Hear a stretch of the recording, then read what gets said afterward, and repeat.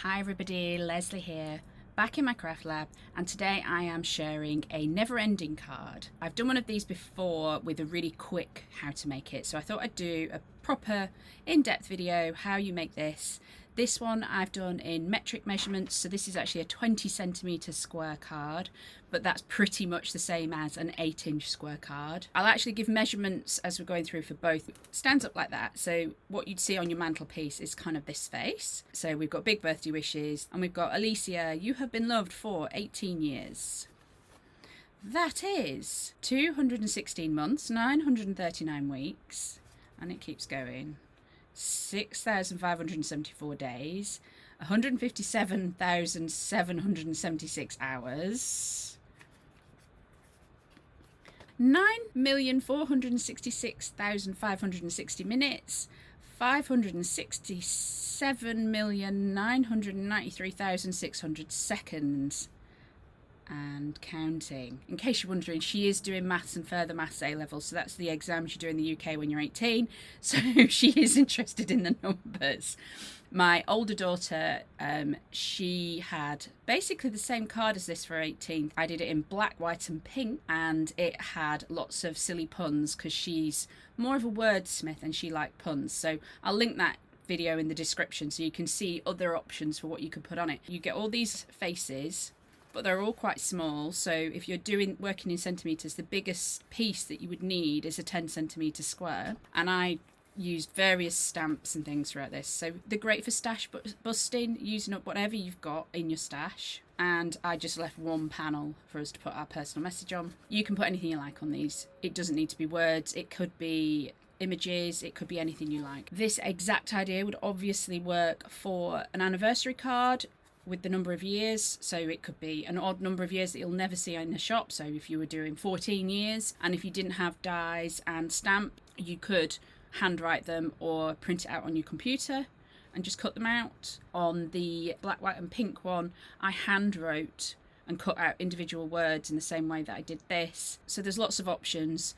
No fancy dies required. This is all done with a scoreboard and a trimmer, and if you've only got a trimmer with a slot in it, you can use that as your scoreboard as well. So if you've got a trimmer, you can make this. So the first thing we need for our never-ending card is some heavyweight card, and this happens to be Creolando brand, which is the one you can get in Aldi.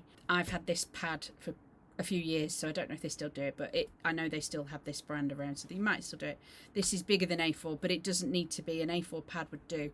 But the important point is this bit. So this is 270 GSM. 200 GSM is reasonably heavy, but probably not quite heavy enough for what we want. You want something that's upwards of about 250 GSM. So I think if you're in the US, that's probably something like £110. I know that the American Crafts AC card stock is only 216, and I don't think it's heavy enough for what we want. So you want something just a bit heavier than those. The other important thing is you want it to be solid core. So if I show you the edge of this, you can't see any white. So these are solid colours all the way through. The cardstock is dyed all the way through. It isn't printed on the top, so it's not a white core to it. And the reason that that's important is if it does crack because you're bending and folding it a lot, you won't get the white showing through, so you'll still get the same colour. And these are the colours I'm using because I've already picked out my pattern paper, but you can do black, you can do white. It really doesn't matter what colours you're using. So because we're doing this in metric today, I've already cut my two pieces that I need. These could be in the same colour, it doesn't matter. You'll see how it ends up going together.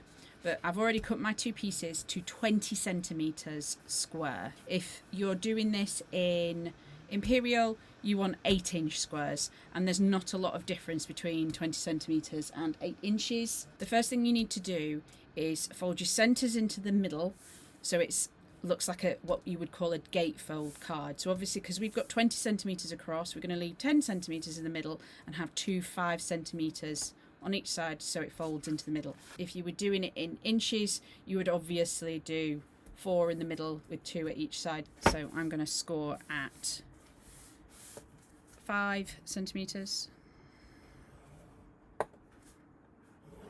Just make sure it's well in there.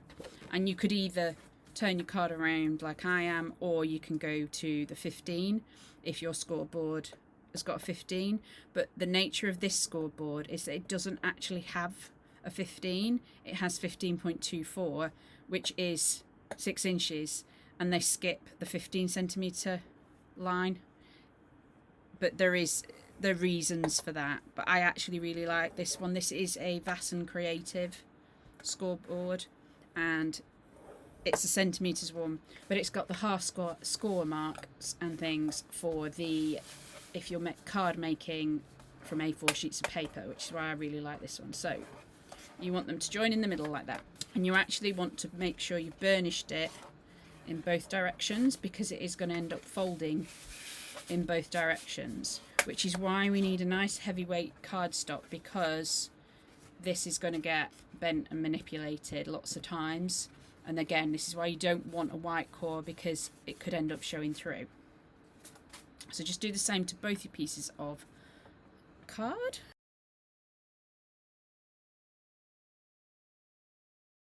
The next step is just to cut these in half in the opposite direction to your score line. So obviously these are 20 centimetres, so it will be at 10 centimetres. So we've just cut them in half, and we've got our folds here. The next part is to put tape on the 4 corners of one piece. So we can sit one out of the way for now, but you don't want to go beyond the halfway mark. And if you want to, you can always put yourself a little mark. So I'm just using 1, 2, 3, 4, 5, because I've got my mat centimetres side. So I know not to go past that point. 1, 2, 3, 4, 5. Not to go past that point, and not to go past my score line. And I'm just using some strong double-sided. This happens to be pound shop one, but it's actually really good.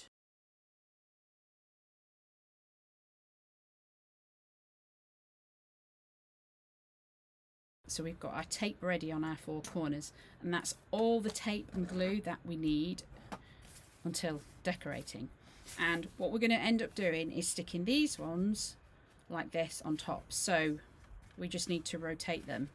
Now, the easiest way that I've found to do this is to use the corner of your scoreboard to line up, or if you've got a stamping platform and you've scored using a trimmer or something, that works as well. So the first one in this top corner, I want it to push right up into the corner. So this one is going to go here.